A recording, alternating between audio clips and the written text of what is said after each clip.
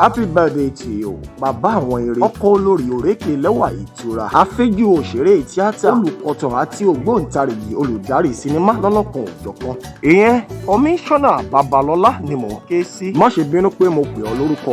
Orúkọ la fi ń pọba aládé, orúkọ la fi ń pe ìjòyè. Oṣù ọlá rẹ ló lé lónìí, tàwa bá ẹ jó, tàwa bá ẹ yọ̀. Torí ọ̀pọ̀lọpọ̀ lẹ́jọ́ ṣe tìṣí tí wọ́n sì mọ́ láyé mọ́, kórìjọ́ òpẹ́ láyé láṣẹ Elédùmarè. Ó wá tó kí bẹ́ẹ̀ relé bàbá tó bí ọlọ́mọ. Ẹ̀lẹ́ ọmọ Ọ̀yọ́ Aláàfin Òjò Pàṣẹkẹrẹ ọmọ Àtìbà. Àjíṣọlá ni ọ́, ọmọ àjọwí yọkọ lẹ́nu abìlà tọ̀tọ̀ lẹ́yìn. Ọ̀yọ́ ló ní kárìn ká sápá, ká gbẹ́sẹ̀ kó yé èèyàn. Ibi tó ti ní kólówó gbowó, kí ìwọ̀n fàṣọ tọwọ́ rẹ̀ lè. Àṣé kó lè bá a dìjà, kó lè bá a dákan, kí ọba aládé lè rí wọn jẹ. Ọba Ajíbóyìnbó ṣèlérí, ọba tá a rí, tá a kápó lápó, tá a kọ́fà lọ́fà, tá a kápata lórí àpáta. Bẹ̀bẹ̀ ń ró ìmùlẹ̀ lẹ́yìn agbára Ọ̀dọ̀fin Ìjàyè. Okú ọdún o, okú ìyèdún, ẹ̀mí rẹ̀ á ṣọ̀pọ̀lọpọ̀ ọdún láyé láṣẹ Elédùmarè. Tó o bá ń gbọ́ ìkéde yìí, ọmọ rẹ Mákànjúọlá Jimkel ló ní ká máa kí ọ. Ó ní okú ọdún o, okú ìyèdún, ẹ̀mí rẹ̀ á ṣọ̀pọ̀lọpọ̀ ọdún láyé.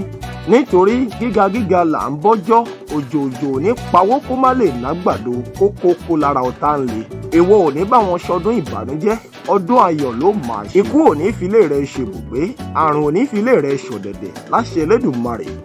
Happy birthday to you, Kọmíṣánná Babalọ́lá.